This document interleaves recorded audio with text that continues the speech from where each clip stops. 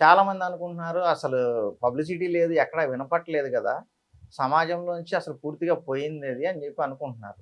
అలా అనుకోని అక్రమ సంబంధాలకు పాల్పడినప్పుడు సేఫ్టీ యూజ్ జేయకుండా, కండోమ్ యూజ్ జేయకుండా తప్పుడు మార్గాల్లో అంటే ఎలా పడితే అలా విచ్చలవిడిగా శృంగారానికి తెగబడటం వల్ల హెచ్ఐవి బాగా వ్యాపించింది.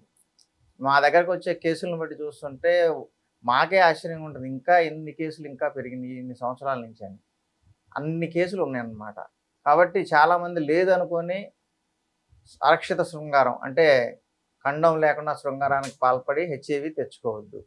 ఇప్పుడు యూత్‌లో బాగా కనిపిస్తున్న ప్రాబ్లమ్ 2 ప్రాబ్లమ్స్ ఉన్నాయి. ఒకటి సెక్సువల్‌గా ప్రాబ్లమ్ అయితే, ఈ హెచ్ఐవి అనేది కూడా బాగా వస్తుంది. కాబట్టి ఈ హెచ్ఐవి రాకుండా కాపాడుకోవాల్సిన బాధ్యత ఎవరి జీవితం వాళ్ళు కాపాడుకోవాల్సిన బాధ్యత వాళ్ళ మీదే ఉంటుంది. కాబట్టి శృంగారానికి పాల్పడేటప్పుడు కండోమ్ జేబులో ఉందా లేదా అనేది చూసుకొని ఆ ప్రయత్నానికి వెళ్ళండి.